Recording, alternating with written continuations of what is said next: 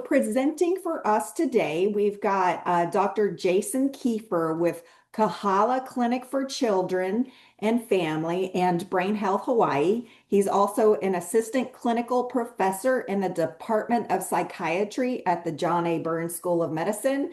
And he will be followed by Dr. Dominic Chow, a professor in both departments of medicine and pediatric at the John A. Burns School of Medicine and an internal medicine doctor with Queens Medical Center. All right, Dr. Keifer, I'm going to go ahead and start sharing your slides. Okay. So we have a group of people attending now. So is it any sense of like how many in the group are clinicians versus non-clinicians? No, the information we receive right now doesn't really say that. Okay, But okay. whenever we submit the what's it called? The attendance list, Yeah. we've got it in our system. No, just curious because I would certainly first of all thank you for having me. It's always good. It's certainly good to sort of break bread with people that have been in the arena with long COVID because for those of us that have the privilege and the challenge of being in that space, it's a lot of work. And I think it's particularly with, as I've watched from a distance, Dr. Chow and his group, the long COVID um program. I mean, I really just carrying a tremendous load in a very difficult situation. I used to think um that post-concussed brain injured patients were my most challenging, and that was until some point in 2020, these people, these patients were showing up with presentations that were quite perplexing, challenging, and not quite as responsive to some of the neurostimulation treatments that we do. So, and then of course that's how I met Dr. Chow, because they were really doing a lot of work and still continue to, and I just appreciate being invited and just a chance to kind of share a little bit of our experience with TMS treatment and long COVID. I can go to the next slide, actually slide 3. Um, Before I kind of jump into it, if I could take a little detour, I'd like to kind of, because it's the last kind of 10 years of looking at, psychiatry, neurocognitive, neuropsychiatric brain function is really taken a jump, and in my infancy in medical school and then early on in training, um, there wasn't much known at the tissue level. So it's kind of important sometimes to kind of circle back and look at some of the things we learned. Now, this slide here, yeah, number 3, if you've never seen this was the work of Harvard. Um, so this is 1 cubic millimeter of brain tissue. I never get it's This slide is never it's never gets old for me because it's just kind of a reminder of kind of what we know, what we don't know, and also what I think we're all trying to treat when it comes to some of the brain manifestations of long COVID. Uh, this is using electron microscope, 1 cubic millimeter. They dissected it. It took years, and 1.4 petabytes. And they found that in this 1 cubic millimeter sit like 60,000 cells. Um, Quite remarkable. And you can go to the next slide. Next slide. There you go. Real fast, brain, small. Yeah, number 4. Oh, I'm so sorry. That's okay. Uh, Small but energy expensive. We used to just think in terms of uh, chemical transmission, neurotransmitters, very important. It's just this added layer of electrical um, communication and signaling that layering that in potentially adds value in many situations, potentially, I think, in some cases in people that have long COVID dysfunction. Next slide.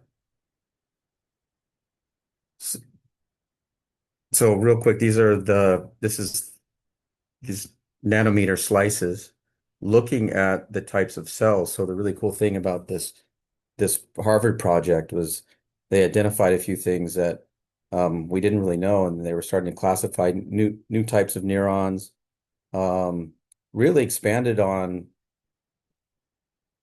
sort of pushing us further than just thinking about neurons, and actually identified that in this particular specimen that glial cells outnumber neurons by 2 to 1, and that the most common cell was actually oligodendrocytes. For those of you that don't know, glial cells are thought to be the support cells around the neural networks that do a number of things we'll touch on, and we think it's implicated in long COVID.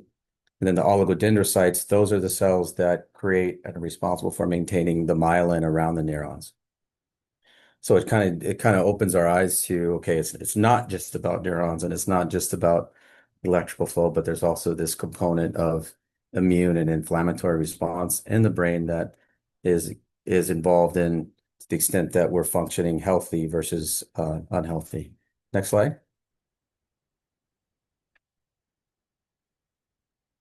They've identified through this project too, we used to just think about neurons having a couple of connections or synaptic connections. And they identified that neurons can have anywhere from, one connection to many, sometimes into the 50s or hundreds. So this was an example of I forget the actual name. They came up with a new name for these super cells and neurons that had an extraordinary amount of connections. So really quite fascinating when you think about at the cellular level, again, what we know and what we don't know, and the best we can do, I think, as we're all trying to figure out is how to restore as much function at the cell and organ level. That's So right. Brett, the glial cells, yeah. So historically we talk a lot about neurons, but I think touching on and thinking about long COVID dysfunction, I think glial cells play a big role, and I think that's what's being described in the literature. The concept is like in every other part of the body, when short-term inflammation is good, long-term inflammation is bad. I mean, think about knees and joints and things like that. And I think that's what we're beginning to see in multiple things. Certainly I feel like that's been described in the brain injury literature, and I think more and more being thought of and described in the long COVID literature as well. And, astrocytes being structural support, microglia being what are considered to be sort of like the immune cells for the brain, since they're protected from the larger immune cell environment. And it's just thought that there's a delicate balance here in terms of expression. If we're thinking about glial cells, there's different subtypes. There's the M0, which are kind of quiet. There's M1 inflamed, M2 anti-inflammatory and repair, and then there's some disease-associated microglia that are being described in neurodegenerative conditions. So really, when we think about long COVID, we're seeing this dysfunctional microglial environment, and then we'll touch on it here in a bit, but TMS is also thought to play a role in shifting to more of an M2 or an anti-inflammatory glial environment. Next slide.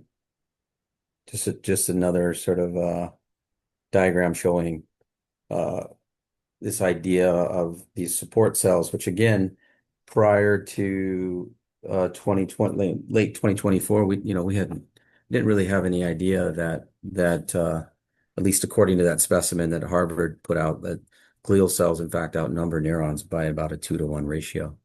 Next slide.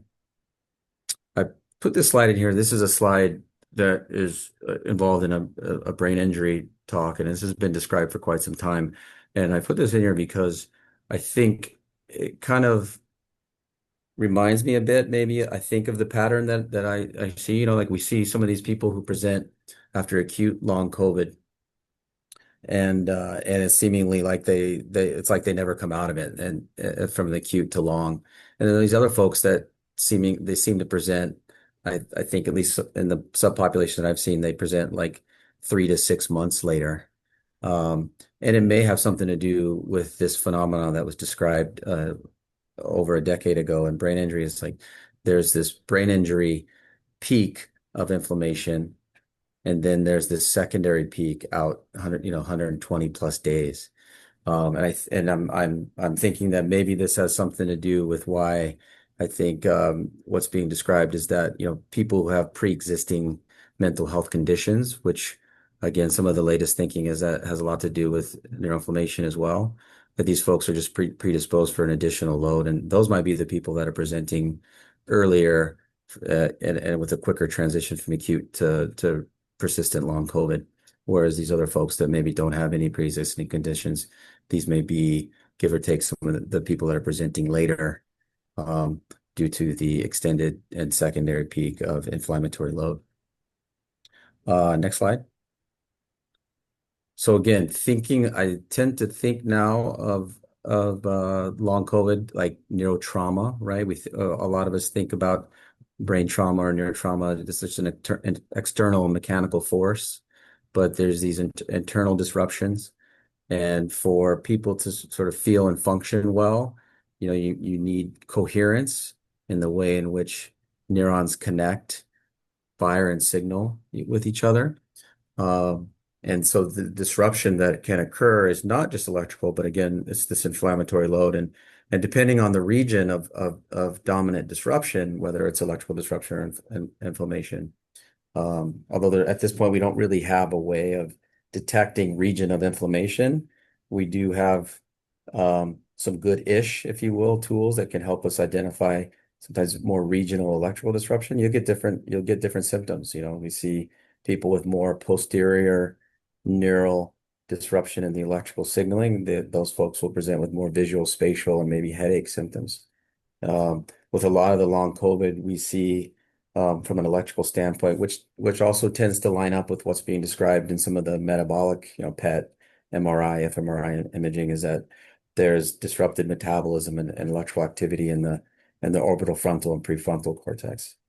So that's largely thought to help explain why these people present with this new symptom category that we all hear about, brain fog, which is some combination of executive dysfunction and cognitive dysfunction. The next slide, I think we reorganized. So with that in mind, we'll just kind of move along. There's some other slides. We'll just move forward. So I just wanted to cover some of that underlying cell function, cell environment, because I think it kind of springboards into perhaps why this layer of neurostimulation or electrically oriented treatment may be helpful for some people with long COVID, and certainly some people with dominant symptom patterns that seem to be more responsive to brain stimulation. The idea of using a magnetic current is not new. Pulled this from the archives. The first patent was over 100 years ago. Next slide. The next two slides are just kind of showing an outline of time. So the evolution and the iterations of TMS, and you can go to the next slide, where it's been in medical research and practice since basically the 1990s, and then FDA cleared and largely used in clinical practice for the treatment of treatment-resistant depression, which is defined by non-response to counseling and medication and a persistent moderate to severe level of depression. And there's been a number of different manufacturing of the device and different approaches, and we've had subsequent FDA approvals for OCD, smoking cessation, and a few other indications. We've had some experience using TMS on and off label, and more recently we've added specific coils and treatment for OCD. So we've seen the broad application. We think that, again, is hitting at both the electrical and the inflammatory side, underlying or underpinning any number of these conditions. Next slide. So this is kind of what I didn't realize I was going to be doing this in my office. I can actually show you guys what a setup looks like here, but this is a picture of, again, there's a number of different manufacturers, but largely what you're seeing is in this picture is the stimulator itself, is the kind of ultrasound looking box. And you see the black coil that then, if you looked at the image on the left, there's a black coil that then kind of winds behind. And then you see this almost, I don't know, looks like a little bow tie here up on the left side of the woman's cranium. So that is a figure 8 coil. The figure 8 coils are some of the more common magnetic coils that are used. That would be placed at the left dorsolateral prefrontal cortex. That's the most common site that is used for TMS. There are additional sites, but that is the most studied. And the history there is basically as as TMS was being developed in the 1990s and early 2000s, that was thought to be simultaneously a region of the brain that may be at least in proximity to what was considered to be depressive centers, but also the one of the safer regions that where you could stimulate at near or slightly above the motor threshold and have low seizure risk. So it was a combination of factors that essentially identified that as the primary spot for research and development. Next slide. So again, there's some FDA approved indications. Um, we use it a lot in various presentations that we see here at the clinic. We've treated 4,000 or 5,000 people. Probably half of those were treatment-resistant depression, and the other half are a combination of the off-label indications or off-label presentations that you see listed there. The safety profile is one such that we, knock on wood, we haven't seen any seizures. It's rare in the literature. In fact, as this whole field has evolved, we've even worked with some neurologists who, who are managing people with seizures, and as long as they're being managed and watched appropriately, in some cases they can actually be safely treated with TMS as well. So, in the literature, the response rates are reported probably in the in that range, and the 40 to 80%, depending on protocol, and then also a number of treatments, and then sort of maintenance or not after. So there's a wide range. It's going to vary based on the approach, which we'll touch on here in a second. Next slide. The general mechanism, again, so I guess one way to think about it is the idea that you can use an induced current to electrically charge it was considered kind of a newer idea in the early 2000s, but I think it's kind of something that we find in our everyday life that like some people have cordless chargers for their toothbrush, cordless chargers for their phone, and using the same principles in physics, we're applying it in a biophysical way. So the idea is that so if you think about the strength of the current, the strength of the stimulation but it's about 1 Tesla at the surface of the coil, which is at the lower end of what people are exposed to when they go to an MRI. Right. So MRIs nowadays are usually 1.0 to 3.0 Tesla of energy.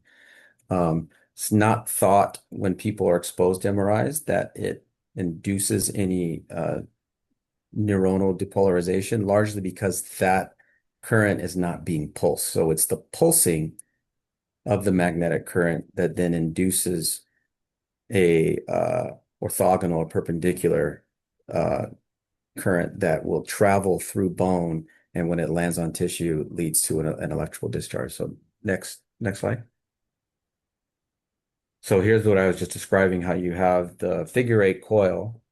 We're running a microcurrent in between the two copper coils, Faraday's principle, and then doing so and pulsing, you can get a magnetically induced field that will actually pass through and not dissipate in bone, land in the soft tissue, and lead to depolarization. And as we're seeing in the literature, also describing other effects of TMS, including potentially positive impacts on the glial cell environment. But the primary mechanism is actually changing brain activity by stimulating neurons in the various regions. Next slide.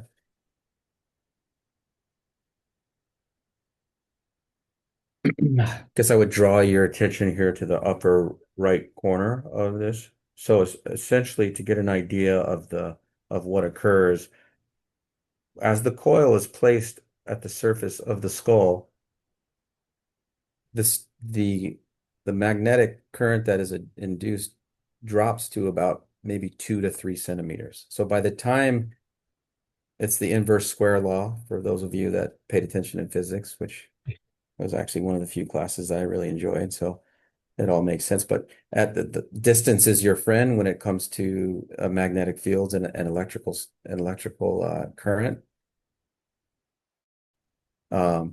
Somebody asked, is there change in size of brain during or after treatment?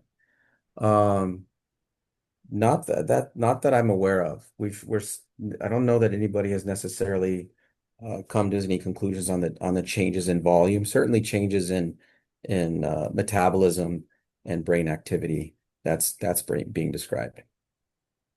Um, the point I was making about the depth of stimulation is that by the time it lands on the so if you recorded using like a voltmeter or the electrical charge at the coil, you might get an electrical field of maybe 100 microvolts.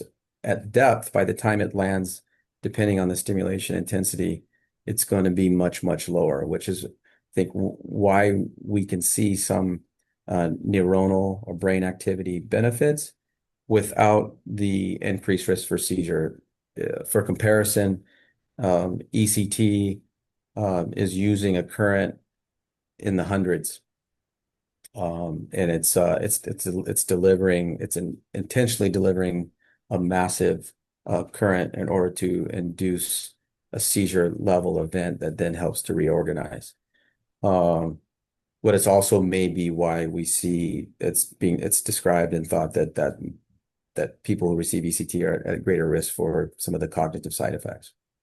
That's something to be considered. Now, that being said, ECT historically for severe types of depression and some psychotic depressions, I've seen some of the practitioners in town really do amazing work. So it can be effective and is certainly efficacious in the right patient population.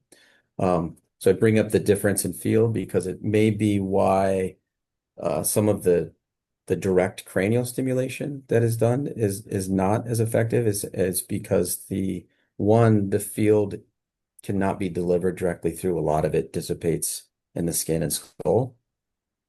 And also by the time it lands on the brain tissue, the voltage just may not be high enough. It's thought to be 10 or lower. So there may be some limitations, although I have seen some people, I don't do direct cranial stim. I have had some patients tell me that they have benefited from that. Next slide. So I don't want to overwhelm you with all the details. I think the main thing I wanted to show you, assuming there aren't very many people in the audience that have a history with firsthand experience with TMS, is that not all TMS is the same. For the purpose of this discussion, pretty much anytime you hear someone describing TMS, they're describing repetitive transcranial magnetic stimulation, so the rTMS. The conventional TMS is 10 hertz delivered at the left dorsolateral prefrontal cortex over anywhere from 30 to 40 sessions at a stimulation intensity at or above the motor threshold. Now, for some people, that is not tolerable. So the way in which we've had some success, particularly if I were to try to get beyond the depression aspects of this and just think about our experience with long COVID, is we've had some experience with conventional rTMS when we augment with the additional sites that we have experience with the right dorsolateral prefrontal cortex, the somatosensory cortex, and then sometimes even the orbital frontal cortex. That allows us to reduce the stimulation intensity so that it's tolerable, because many of these long COVID patients have, I guess the only way to think about it is they have hypersensitive, dysregulated nervous systems, and in my experience, don't do well tolerating the stimulation at or above sort of 100% or 120% of the motor threshold.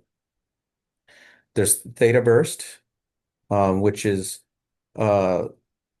rapidly becoming a popular form of rTMS in clinical practice, largely because it's close in efficacy and it's much shorter for each treatment.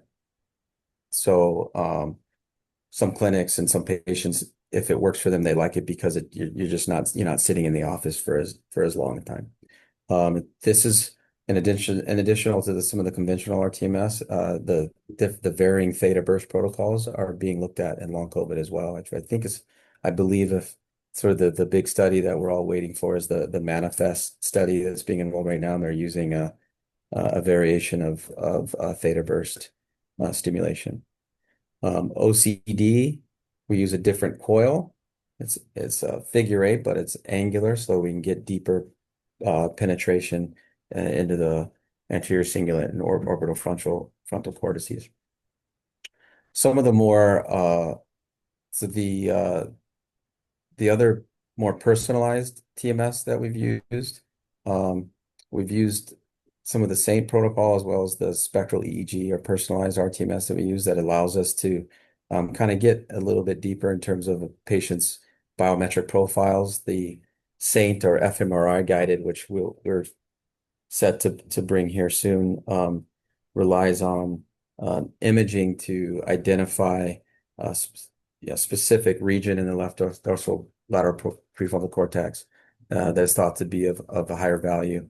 The other aspect of the SAINT TMS that I think may help with some of the response rates, the elevated response rates that we're seeing with that is it's a concentrated delivery of treatment, 10 treatments a day. Basically 5 to 10 minutes on, rest 50 minutes, and then they're back in the chair. So there's an intensity to it that we think brings value, and there may actually be some of the value in the neuronavigation via fMRI.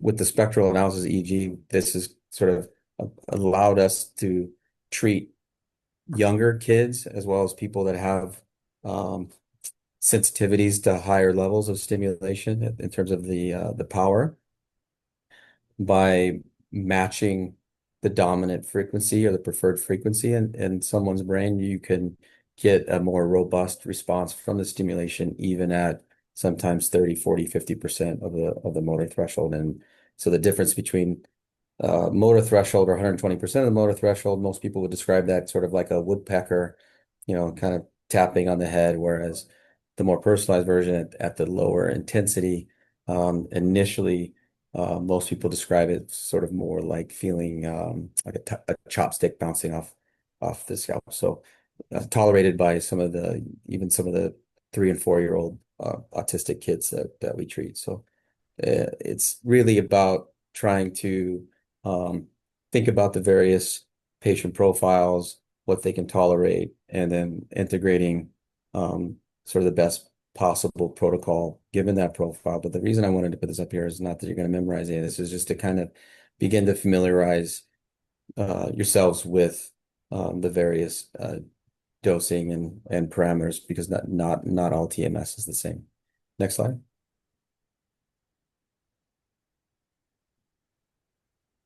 So in terms of the pulsing, hopefully this is so no one really does single pulse TMS. That was largely what was used to kind of map the homunculus back in the day when they started to implement the magnetic stimulation. This just kind of ramp it up and click the various spots and see what kind of response we get in terms of motor evoked potentials. But if you look at the 4 graphs below, so you have the 1 Hertz RTMS, so that would be considered low frequency. Actually, I can just play it here so you can hear it. Oh. So I'm changing this to a low frequency. Can you hear me? We hear you. Yep. Changing this to a low frequency. So in clinic, this so this is our setup, and this is what it would sound like.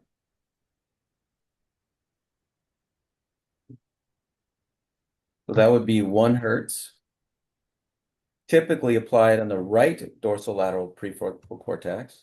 Although in some cases, like if someone's manic or hypomanic, we might apply this on the left dorsolateral prefrontal cortex because it may inhibit some of the dysregulated brain activity. 10 hertz RTMS, so it would sound like this. Done 40 pulses per train. I don't think we hear, or at least I don't hear Ready? You the ready? tapping. I assume it's a tapping where it's you Can you hear hear. it? I do not. You hear that? I do not. Sorry. How about this?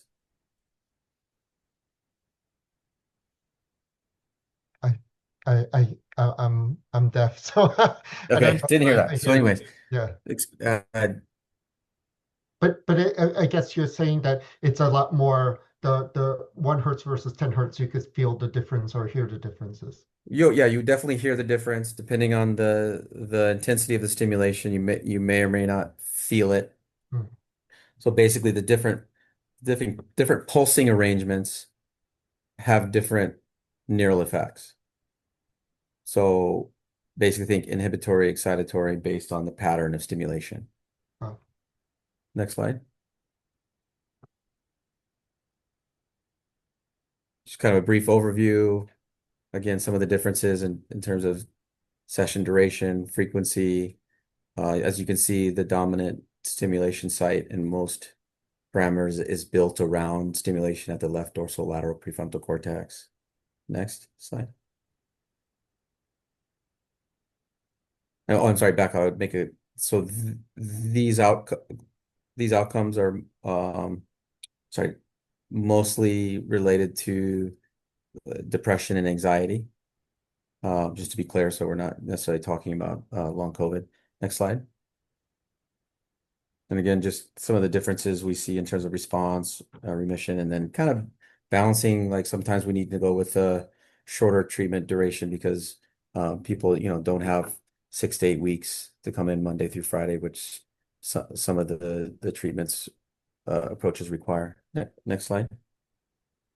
So in the end, the idea is that when you have dysregulated neural activity, basically the entire cortex back to front, give or take, needs to be in a more organized, coherent manner. So if you look at graphic A, the squiggly lines indicate you can see different oscillation frequencies, back to front, posterior to anterior, and then the thought is you apply the various forms of stimulation, and you can see now in B and then C, you're activating in B and then C, you can see the rhythms beginning to look more or less within range, a narrower range, or sort of like matching frequency. So think of it like signal to noise ratio. If the back of the brain is going too fast and the front of the brain is going much slower, there's going to be a lot of signal loss. And you can have irregularities in various cognitive processing, emotional processing, executive functioning, and even some kids, when we see the parietal and the frontal regions disrupted, they'll present with learning disorders and things like dyslexia. So the idea is to create this, the technical term is called neural entrainment of these cortical thalamic oscillatory rhythms, as they're thought to predict function versus dysfunction to the extent that they're aligned or not. Next slide. Just another slide, just kind of showing stimulation and the various networks when they're dysregulated can present with different types of features. So as we look at the next slide, as we look at the electrical activity, so in the I don't know what that is.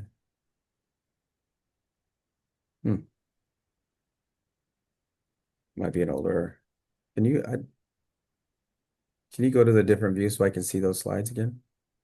Oh, this Okay, one. there we go. Got it. Okay, got it. So this is the way we measure the electrical activity and the lit of the brain. Sort of think of the bottom is the posterior region of the brain, and then the top is the frontal regions of the brain. And this would be kind of give or take a signal of like an efficient brain, these triangular peaks right down the middle. You can hit next slide again. I think the next there you go. Oh, Go back up. Yeah, so you can see back of the brain, midbrain, front of brain. These are regions. Each region contributes a function. If it's organized back to front, that's a good thing. Those people that have brain maps look like this don't tend to require treatment. Go to the next slide. So think of each region we're looking at. Think of it like an orchestra section. If it's well oiled and organized, you'll see most of the distribution in the alpha range look like a triangular or taller peak. And the idea is that you want less activity or less power in the delta and theta range, and less activity or power or thickness in the beta range out to the right, and more organized distributions in the middle. Next slide.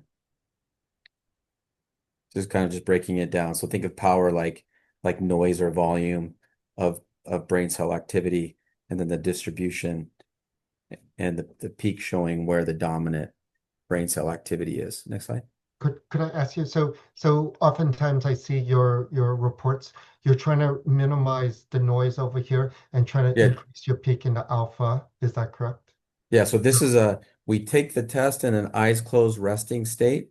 So all of us, when we're in a healthy, more functional state, when we close our eyes, um, the neurons go in almost like a car going into an idle. They go into their resting functional state, and it's a stable biomarker and trait that's been described in the literature for like 30, 40 years in terms of the dominant alpha rhythm, and then the relative synchrony predicts function or not. So if you have increased delta and theta and sort of like flatter or broader appearing distribution in the alpha zone, you would expect dysfunction in that particular region of the brain. So if you go forward, I'll give you an example of what we would see. This is an actual 60-year-old. Next slide. Oh, yeah, so coordinated. So think of underactivity on the left, overactivity, dysregulated on the right, and the sweet spot is in that alpha domain.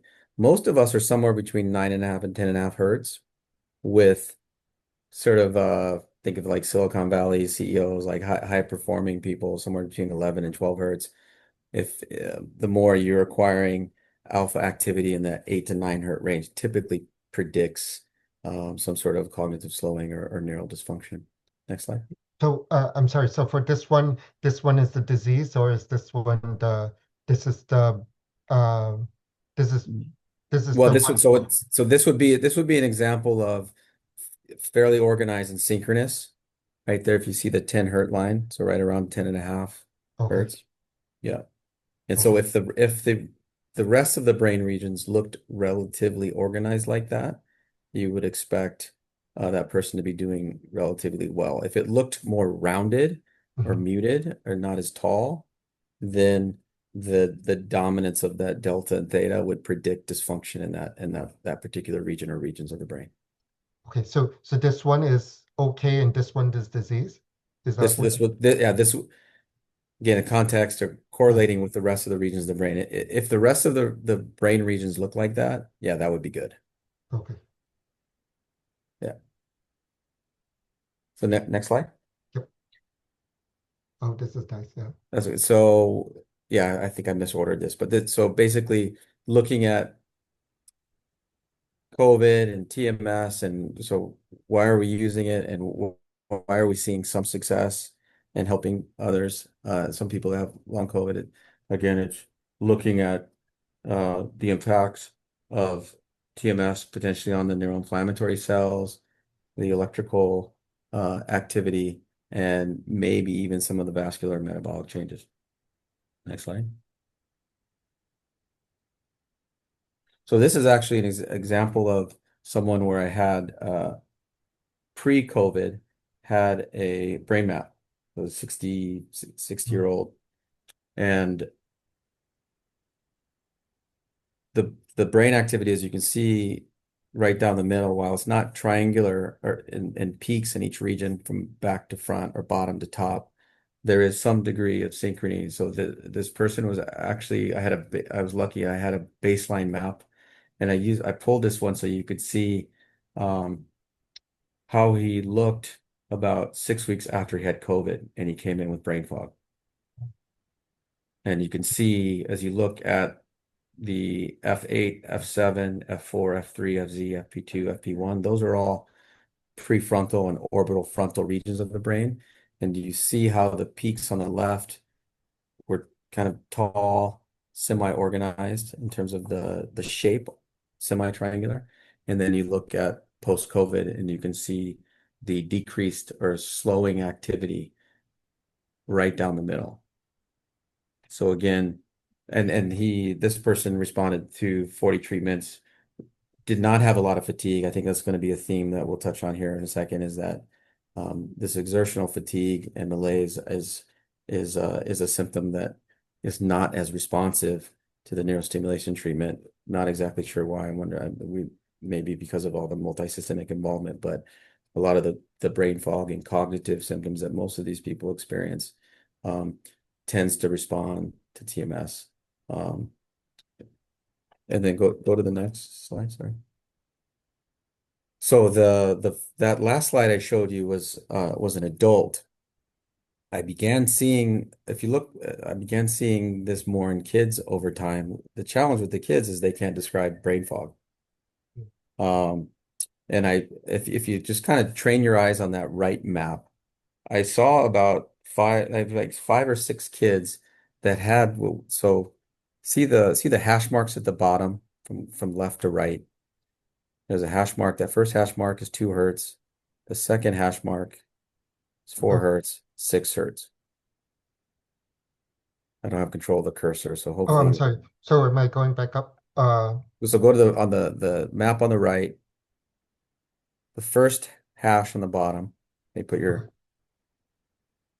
Oh, on the right. Yep. yeah. So the first line is 2 hertz. Second line is 4 hertz. Third line to the right is 6 hertz. Oh, I see. So I started to see, and then if you go into those blue regions or the frontal regions of the brain, I started seeing kids that had this weird semi-triangular look in those top 4 or 5 leads. And I wasn't sure if that was just some random thing or was it something that I was seeing in kids with post-COVID.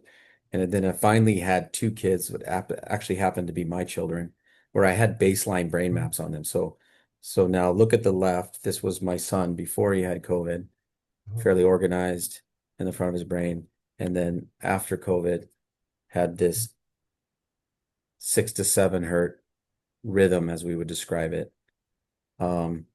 Not exactly sure why we see this more distinct slowing pattern in kids some of the time. I don't know if it has to do with the relative undermyelination or the different neurodevelopmental phase that they're in. Because in adults, we tend to see just kind of this kind of vague slowing pattern. So, and then go to the next slide. My kids are going to kill me. And this is twin sister. I had a baseline brain map, and again, post-COVID, you can see that same, almost, at least internally in the clinic, we almost describe it as like pathognomonic for long COVID in kids, usually latency age kids. Sometimes we see it in teenage kids. Next slide.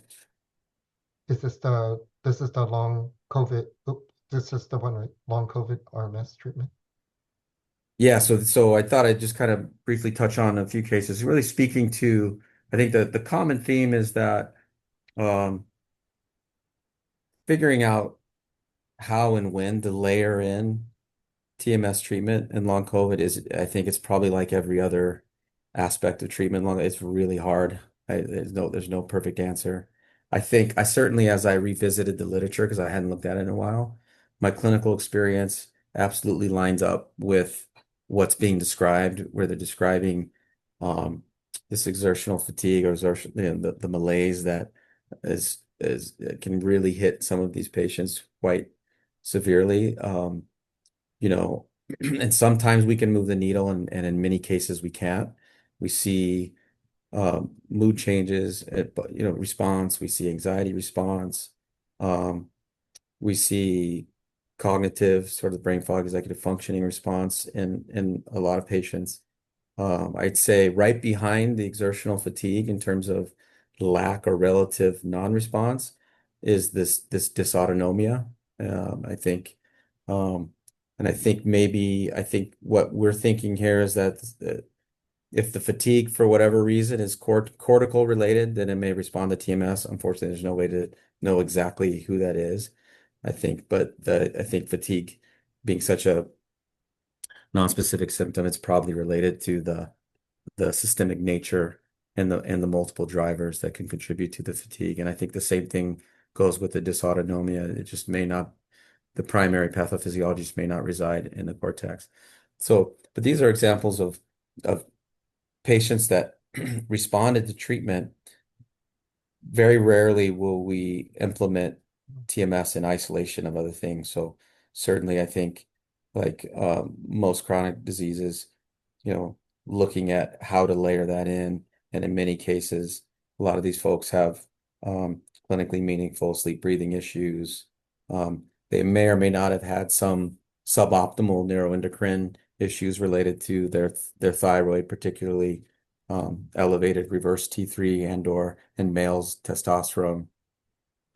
Certainly in this case, I think the combination of treatment really made a difference for the first patient in that he really responded to 60 treatments. And then this was a case where we were really making headway and this person was doing well. And then a really good doctor in the community added Namenda and really made the difference. Now, I haven't had a whole lot of experience with that, but that was certainly a kind of a magical combination and added at the right time for this patient because he's back to work and doing really, really well. Then the next case we have there, a 50-year-old female. This is one where we had a partial response where we saw improvements in mood and some in cognition, not as much as you typically see, but the residual exertional fatigue and malaise and dysautonomia, just for whatever reason, certainly not responsive to the TMS treatment and hoping that over time can find some relief as we work together and layer in other treatments. The last case there, this other female had a non-response to conventional TMS. And then about 3 to 6 months later, I forget how she was referred here, but we used one of our some of our more personalized protocols, and she did really well in terms of the cognitive and mood symptoms. Some of her anxiety and dysautonomia are still around, and she's at least doing much better than she was before. And so I brought these 3 cases here just to kind of look at some of the variable responses that we have. I think that perhaps the TMS dosing and how it's applied can make a difference, and certainly how I wish we had a magic recipe book so we could know exactly when to sequence and how to sequence. But for now, it's I think it's the exertional malaise, the fatigue, and the dysautonomia seem to be some of the more refractory symptoms. I don't know what your experience has been with that, Dr. Chow. I suspect it's probably been similar. Yeah, similar. So it's a good place to kind of hold off. My slides were mainly of just trying to see about clinical trials with TMS. I think TMS offers a very it's a very new and early evidence that it's very potent in terms of its treatment. I just had just some questions, and I think we'll allow for the audience to kind of jump in because I think they have questions. So the duration of doing TMS and seeing, I heard you say it's personalized medicine. So it's not only TMS, but also SSRIs, or do you give like hormonal therapy or antidepressive medications? How do you handle those situations? Yeah, no, that's really so. So again, drawing on experience treating brain injury, which there's the extensive literature and clinical experience in terms of looking at some of the neuroendocrine dysfunction that is associated with brain injury, started to kind of apply that same model. And I think for many folks that can make a difference. So chicken and the egg, we see a lot of elevated reverse T3, which is sort of like a thyroid metabolism issue that has been clinically significant when we look at the literature and clinical experience on when you have high normal to elevated reverse T3 that is associated with cognitive and neural slowing and less neurogenesis.